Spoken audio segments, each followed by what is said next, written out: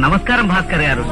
అదేమిటండి పెద్దవారు మీరు నాకు నమస్కారం పెట్టడం ఏమిటండి? నే పెద్దవాడిని ఏమిటండి, ఏళ్లు రాగానే సరే ఆ లెక్కన తాడి చెట్టు 90 ఏళ్లు బతుకుతుంది.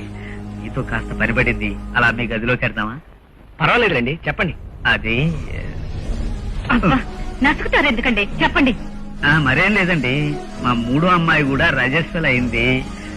చుట్టుపక్కల వాళ్ళకి దగ్గర వాళ్ళకి భోజనాలు పేరంటం కాస్త ఘనంగా చేయాలని మా ఆవిడంటే. మీకెంత అప్పు కావాలి? 4,000. 4,000. చూడండి ధర్మారావు గారు, మీ ఆదాయం ఖర్చుల గురించి నాకు తెలుసు కాబట్టి చెప్తున్నాను. మీ అమ్మాయికి శుభకార్యం చేయడం అవసరమే, కానీ అదేదో ఘనకార్యంలాగా దానికోసం అప్పులు చేయడం, ఆ అప్పులు తీర్చలేక కనీసం వడ్డీ కూడా కట్టలేక ప్రతిరోజు నరకం అనుభవించడం మంచి పనేనా చెప్పండి. పోనీ మీకున్నది ఒక్క అమ్మాయి అయితే మీరు హై లెవెల్లో అప్పు చేసినా పర్వాలేదు, కానీ మీకు 4 కూతురు. ఈ ఆడంబరాలు ఆర్భాటాలు ఎందుకు చెప్పండి? ధన్యవారండి.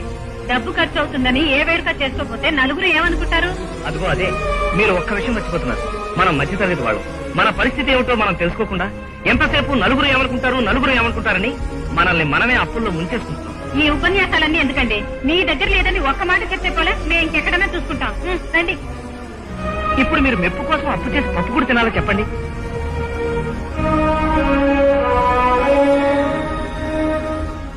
వాళ్ళు అలా వెళ్లిపోయారు, నేనేమన్నా తప్పు మాట్లాడానండి?